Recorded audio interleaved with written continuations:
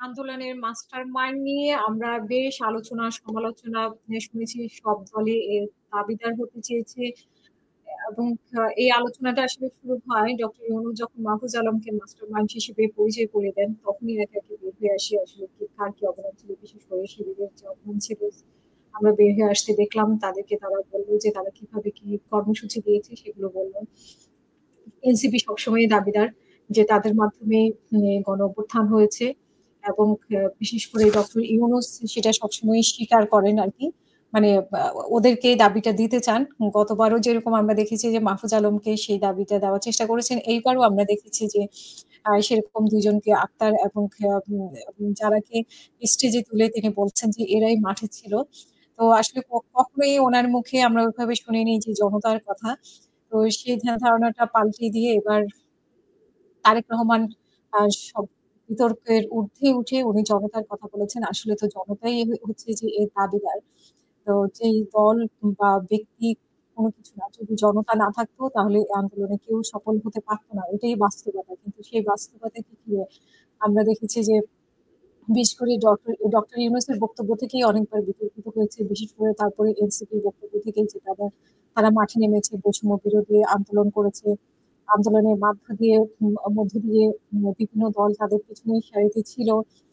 এটা তারা কখনোই স্বীকার করে, কখনো অস্বীকার করে। সব মিলিয়ে এই আন্দোলনটা নিয়ে অনেক বিতর্ক। কিন্তু সব বিতর্কের পরে খুবই চমৎকার একটি ব্যাখ্যা দিয়েছেন তারেক রহমান। তার ইন্টারভিউর মধ্যে অন্যতম একটি বিষয় ছিল এটি এবং তিনি বলেছেন জুলাই আগস্টে হয়ে যাওয়া আন্দোলনের মাস্টারমাইন্ড আসলে কোনো দল বা ব্যক্তি নয়। এই আন্দোলনের মাস্টারমাইন্ড হচ্ছে যারা বাংলাদেশের গণতন্ত্রকামী জনগণ। যেটা খুবই চমৎকারভাবে উনি উপস্থাপন করেছেন এবং অনেকেই জামায়াতের আমিরকেও বলেছেন মাস্টারমাইন্ড। তারপরে মাহফুজ আলমকে বলেছেন অনেক সময় মাস্টারমাইন্ড। আবার শিবিরের সাদিক কায়েমকে অনেকেই বলেছেন মাস্টারমাইন্ড। তো এগুলো অপেক্ষা করে তারেক রহমান যে বক্তব্যটা দিয়েছেন আসলে জনগণই হচ্ছে সবকিছু এবং প্রবাস থেকে বাংলাদেশ থেকে জনগণ যদি নেমে না আসতো তাহলে এটা আসলে কখনোই সম্ভব হতো না এবং উনি যেটা বলেছেন যে জুলাই গণঅভ্যুত্থানে আপনার ভূমিকা নিয়ে অনেক সমালোচনা আছে।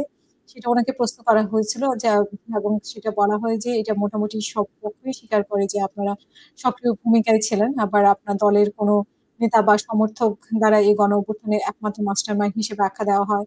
তো উনাকে প্রশ্ন করা হয়েছিল বিবিসি থেকে।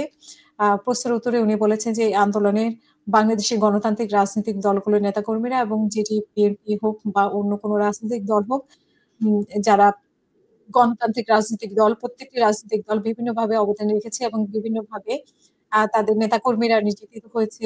আমি মনে করি যে জুলাই আগস্টে মাসে এসে জনগণ সকল গণতান্ত্রিক রাজনৈতিক দলের সাথে অংশগ্রহণ করে এবং শুধু কি রাজনৈতিক দলের নেতাকর্মীরাই সেখানে মাঠে ছিল না।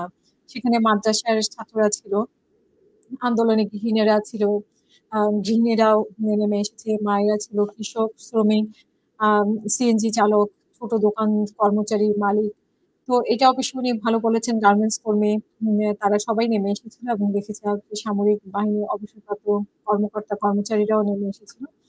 এই যে উনি সবার কথাকে উল্লেখ করলেন, এটা খুবই ভালো একটা দিক। মানে খুব চমৎকার একটা উত্তর হয়েছে। কারণ এই ছাড়া আমরা দেখেছি যে এই মাস্টার মাইন্ড নিয়ে কার কি অবদান, সেটা নিয়ে দীর্ঘ আলোচনা, দীর্ঘ সমালোচনা।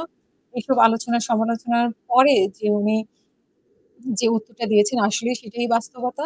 যে এখানে মাদ্রাসার ছাত্ররাও ছিল, গৃহিণীরা ছিল, কৃষক, শ্রমিক, গার্মেন্টস কর্মী সবাই ছিল। সবার অংশগ্রহণে প্রবাসীরা ছিল।